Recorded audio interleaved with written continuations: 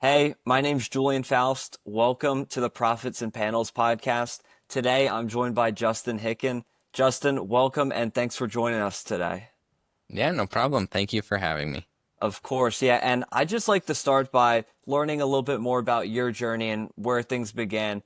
Can you tell us about how Sundial started up and to how we got to where we are today? Yeah, I Sundial, the story of Sundial is actually pretty fun, in my opinion. So back in undergrad, I always knew I wanted to go into entrepreneurship. I did not know I wanted to go into solar in the entrepreneurship field. So I was always just looking for opportunities in college. And while there, I saw that the archaeology department, of all things, developed their own solar tracker. And they put it on their trailer so they could go off to remote dig sites and have more power than a static solar panel would provide. So seeing that, thought it was really cool. I went and hung around the archaeology department for a while after that, just studying it, looking at how they built it. I thought about buying it directly, that technology off of them directly. But eventually I settled, I realized that the market was too small. And so from there I was interested in tracking, interested in solar. So I just started looking for a niche, somewhere where I could take a tracking technology or develop a tracking technology. And from there, I settled on the residential market because I saw that there was a little bit of tracking on commercial and industrial rooftops. And there was some viral videos of like the sunflower tracker for ground-based, but residential slanted rooftops specifically. And that all came because the archaeology department was playing around with solar trackers. And that's Sundial's story in a nutshell. Can you tell us about why you decided not to purchase the equipment or the technology from the archaeology department and how you're able to just start yourself instead? Mhm. Yep. So what ended up happening there is I just took a look at the solar tracker market, or sorry, trailer-based solar market. And so I went to some RV stores nearby and they said that they did a little bit of it, but mounting it wasn't a standardized practice. One of the places, one of the RV dealers, their solar guy had just left and the owner's like, I've got no idea how to install solar. I realized that the headaches of trying to break into that market while not being in solar would be difficult. And then the kicker was I went and talked to a solar installer, a residential solar installer, and talked to him about it. And he said, I think it's a really, really cool technology. And then he thought that homes would be a good direction to take it. I said, well, okay. I mean, this guy, I'm putting all my trust in him. He thinks homes would be good. And after doing a little bit of research, I was pretty lucky with my college. There's some alumni that were, there's quite a few solar companies around where I went to school. I went to Brigham Young University in Provo, Utah. And so there's a lot of solar companies. Vivint Solar was around, so they were purchased by Sunrun, Blue Raven, Ion, and now there's a company called Zeo Energy. So there's quite a few big ones around at least. And so quite a few alumni from my school. So using alumni connections, I went in and talked to them and got a lot of feedback. And I got initial letters of intent quite early before I had anything more than, description and using my hands to say, oh, this is how the panel would move. And so got some letters of intent and early interest, and the interest was quite high from fairly high level individuals. How do you protect yourself when, I mean, you have a great concept here and you're trying to partner up with these companies. How can you trust them or how can you protect yourself from them taking that idea and running it with them themselves? One of the early players, or one of the early companies that I went to, was Sunrun. Again, at the time, they had recently purchased Vivint Solar, and luckily, some of the Vivint Solar people were pretty high up in Sunrun, and so we did a joint NDA that gave me the rights to pull everything from them. In addition, they gave us basically access to their engineering team. And so then using that, I felt totally comfortable. Since then, we've went designed quite a bit from those early discussions, but they were very instrumental in getting our design to where it is today. Do they have ownership? Because, well, they gave you access to their engineering team. What did you give in return to have such a great favor done for you? Do they own part of, I don't want to overstep here, but do they own part of your product now, or what do they get out of it? No, they were just excited about the opportunity. They mentioned to me that their salespeople, when they're walking down the street, they walk past about 10 to 15% of houses that are just too small to support solar. Their limited solar footprints just made it impossible for them to offer a solar system that really gave enough energy to these homeowners to be worth it. And so they were just really interested. They're like, oh, you can boost like 15, 30% more energy out of a solar panel, out of just a standard solar panel that we use just by adding on another part. That's great. We loved that opportunity, and they were excited about the opportunity to now hit and increase their market by 10 to 15% of the homes in the US. And I don't know how many that is, but millions of homes basically would now be available for solar. And so they were excited about that. And I think also it comes down to the goodness of their heart. They're just supporting, young local entrepreneur. Hmm. On the technical side of things there, what does your product do that really can jump solar energy? Like, how are you increasing energy by like 20, 30%? Because that is a drastic change for adding no extra area to the panel, really. Yeah. So breaking down into it, Sundial builds a single axis solar tracker. And really, if you know solar tracker terms, it's really like a half axis solar tracker. And so what it does is we just hinge one side of the solar panel and then we lift up the solar panel to follow the sun. And depending on which roof face it is, it's either daily movement or seasonal. So for east and west roofs, it would follow the sun throughout the day.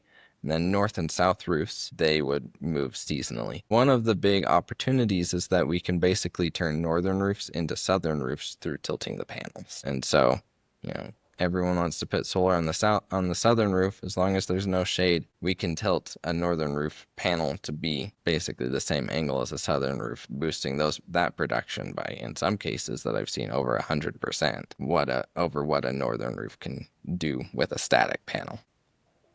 That's really impressive. That's an awesome piece of technology right there. And what's great is it's really simple. And, it's really simple technology. We just approached it from a unique design perspective from how other solar trackers are done. And so that unique design, even though it's very simple, has really given us a good intro to the market. People have been really excited about it. How do you differentiate yourself from other solar trackers that are already available in the market?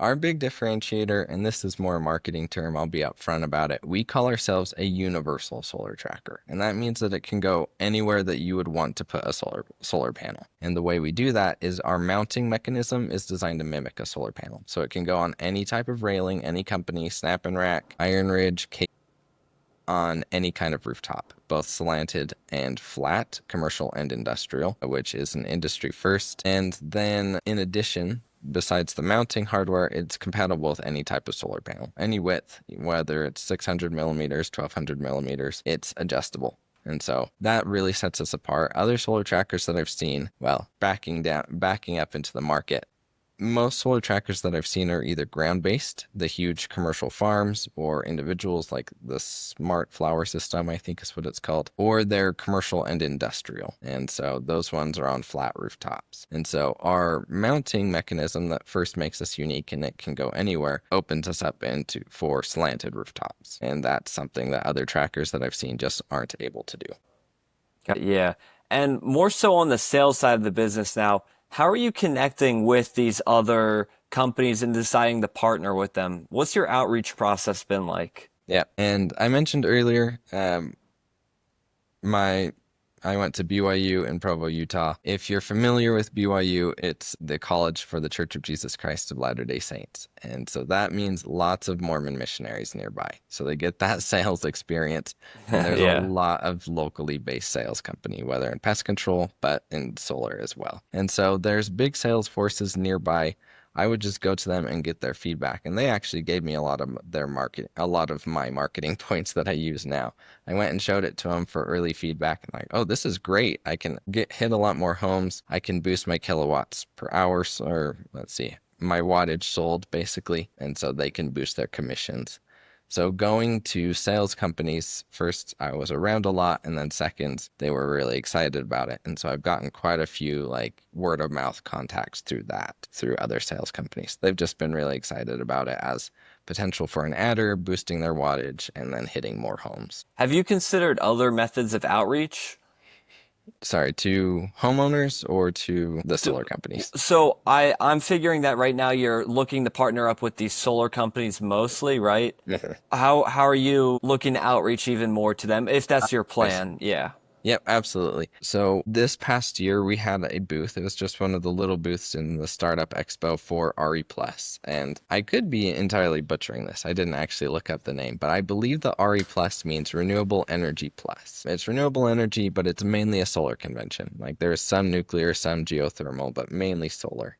So I had a booth there and people just loved our product. We had it up, we had it running, had it just on a motor with a remote that I could lift up and down. So we had it going throughout the day, throughout the convention, and people loved it. We got 30 letters of intent over 3 days of solar companies. And from there, we've actually had really good contacts, really good connections. And this was global. We had people interested in localized distribution in the Middle East and in China. And I met some installers from Norway and Germany who were interested in it. And so that was very successful for us. And in the grand scheme of things, fairly cheap. And so I think outreach for us going forward is going to be through conventions and demonstrations. It's going to be a good way for people to see it in action.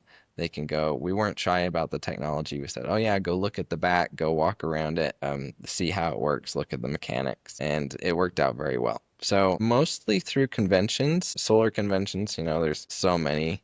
I get emails all the time about, hey, do you want to come present at our convention in Chicago or our convention in San Diego? I think those are going to be the biggest way we market moving forward. And then also, we've had fairly good luck with cold outreach through like LinkedIn and advertising through LinkedIn. And I know the business is doing very well in that aspect.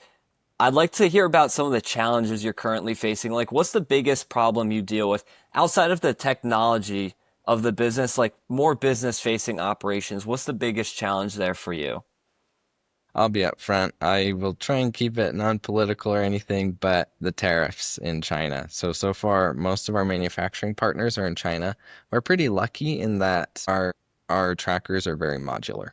So we can take them apart. We can use different manufacturers. It's not specific to any manufacturer or any specific set of tooling, really. It's very, very flexible. So tariffs have been hard. Like one of my engine manufacturers, I was talking to them the other day and they said, we're just gonna not ship to the US until this blows over, whether they hold and they know what the tariffs are or they go away. So that just level of certainty's been hard. But as I've been talking to other business owners in the field, they said, why are you even in China in the first place? Go to Taiwan or Singapore. So there's other opportunities. Plus, if it comes down to it, everything is produced locally in the US. So if it ends up being cheaper, we can also do that. But so far, just that uncertainty. Do you see yourself changing manufacturers in the future if the tariffs continue along this route?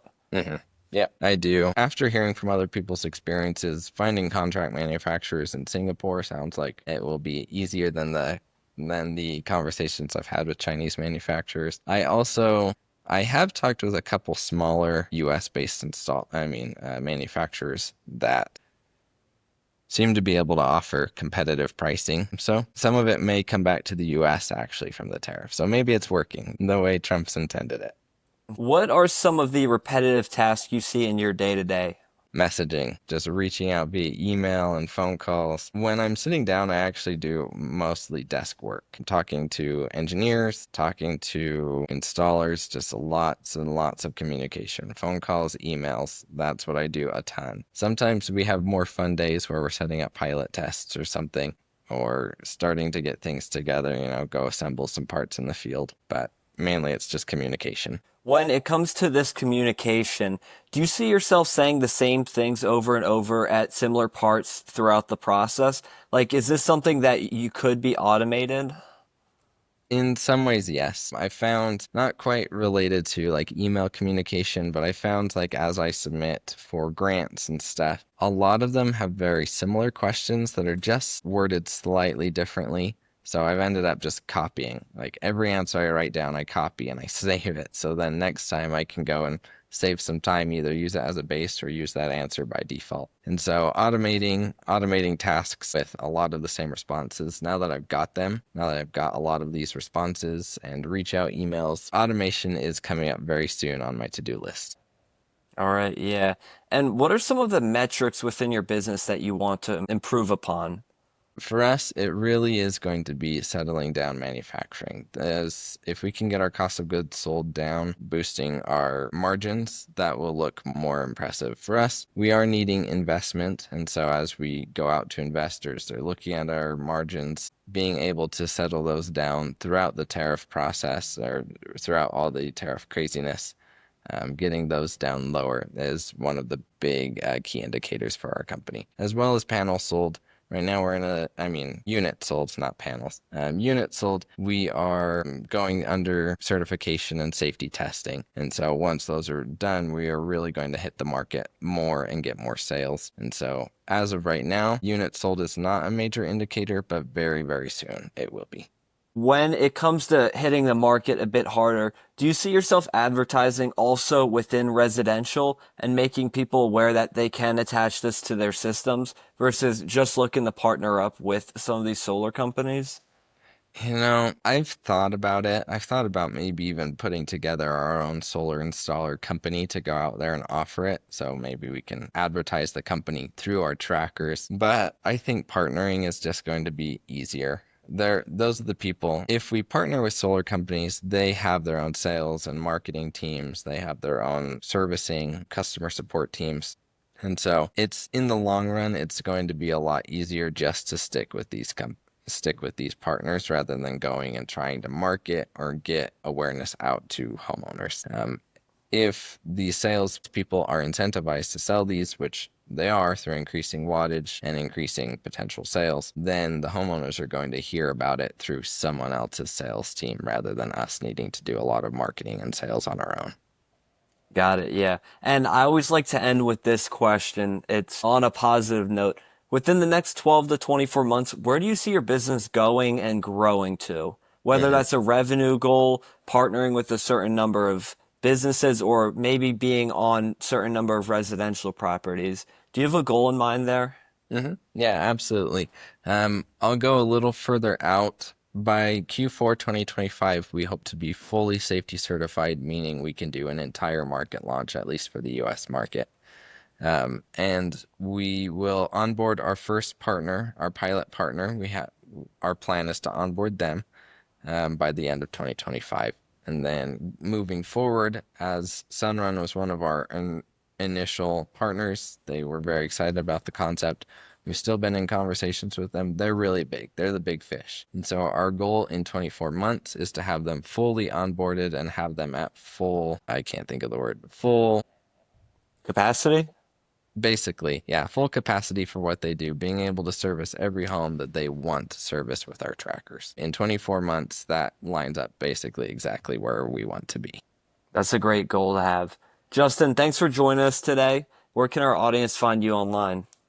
So, LinkedIn for myself personally, I share LinkedIn for myself and Sundial. That's where we do most of our social media. In addition, our website is sundialsolarco.com. Hopefully, we'll change that sometime soon, but it's what I could get cheap for a domain.